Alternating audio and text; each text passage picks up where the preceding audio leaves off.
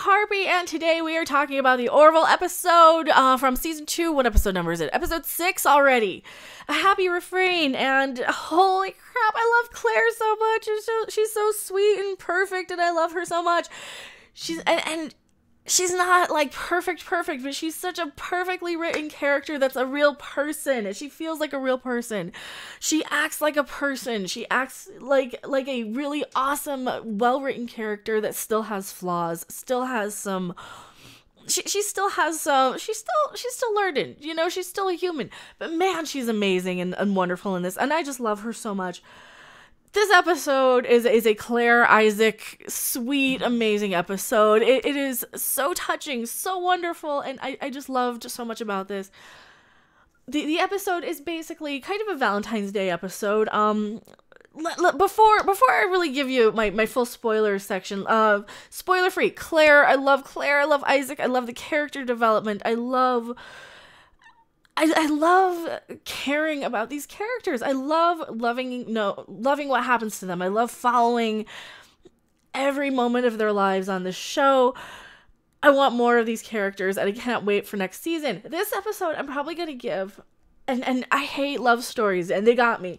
I really usually hate watching love stories because, you know, I'm one of those sort of bitter, miserable people usually.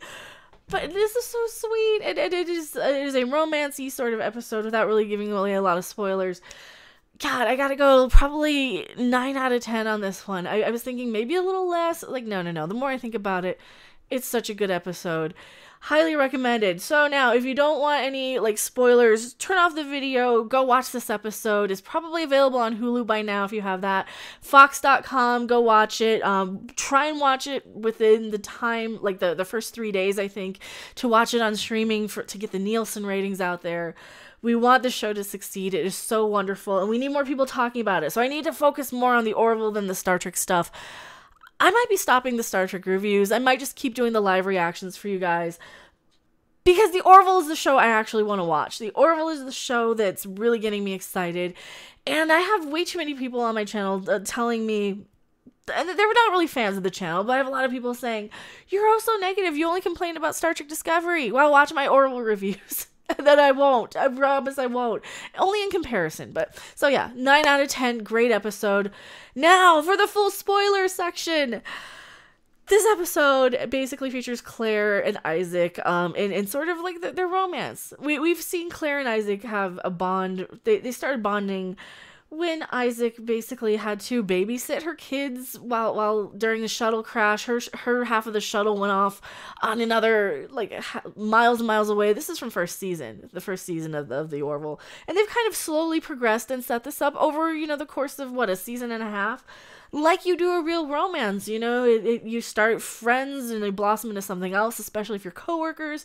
You might see something like Claire, amazingly written character. She's a single mom, and she does what single moms, like intelligent single moms, would do. She's auditioning basically, and she's not even looking, but she finds, hey, this person kind of fits into our family. We're gonna incorporate him into this family. Maybe, possibly, let me try this out. And they try to go on a date, and it's sweet, and it's kind of horribly awkward. And I don't want to give away everything that happens in this episode, but, you know, it goes through some of the motions of, you know, something happens, they don't quite click, they break up. Isaac does some amazingly sweet things. And yeah, I really love this episode. They're setting up the romance. I hate to use this term, but I hate to compare it to this. Like, kind of like how Dr. Quinn set up that romance between Dr. Quinn and Sully. You know, they basically, you set up this single mother who needs to, or who chooses to, doesn't even need to. She doesn't need a man, but she chooses to incorporate him into her life because she's lonely and she likes him, and he fits the family. And that's one of the things that they're doing in the Orville, because they did that with Dr. Quinn. I do like that. I do like that about this episode. I know, spoiler, like 30-year-old spoiler for Dr. Quinn Medicine Woman, but the point is that they give it such a good shot, and they go through the motions, and they're still funny. It's still jokes.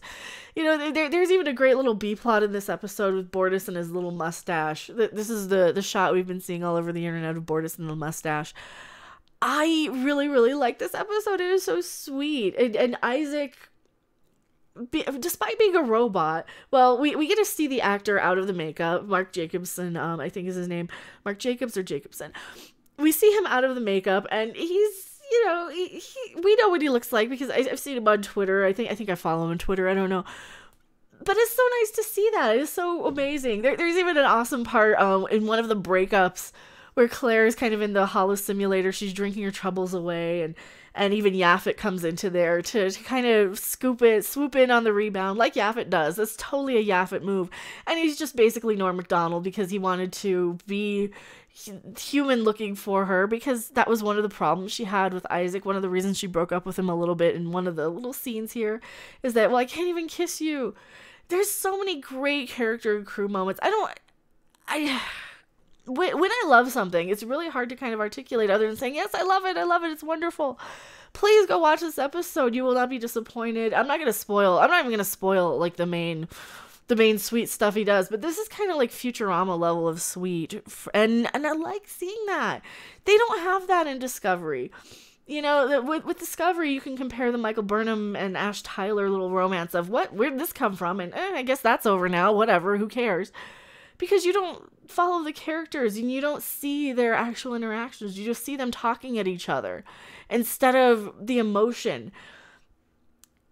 And I gotta give props to Penny Johnson on this. Like, she's her facial expressions, the way she plays falling in love with Isaac and really accepting him, and even the way once the makeup's off or once the helmet's off, Isaac, God, they're just both doing such an amazing job. You don't get any sense that these people are misdirected, miscast, miswritten.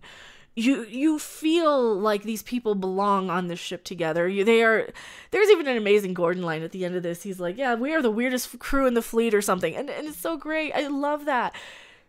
Good shows are quotable. Bad shows quote other shows, with the exception of Stargate, which quotes Wizard of Oz all the time, but that's my only exception to that rule.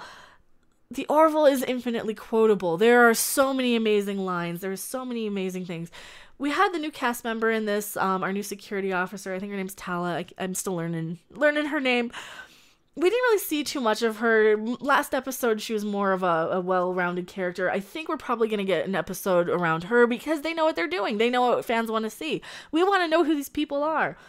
And that was a huge complaint I have with something like Discovery. We don't know anything about these people. With Dr. Claire, I know where she's from. She's from Baltimore. I know what her favorite food is. I know what her favorite drink is. We know so much about these characters, and that is how you make us care about these people.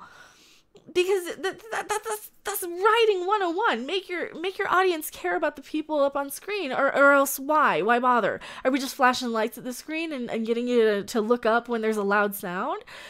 You know, or can we write some character development and have people glued to the screen, wanting them to succeed, rooting for them? Like, I'm rooting for Isaac and Claire to get together in this. He's a robot, and I care more about him than any of these. I don't even know the name of the robot on Discovery. Also, why is there a freaking robot on Discovery? I have her maxed out in Star Trek Timelines, and I don't know the name of the robot in Discovery. Like, seriously.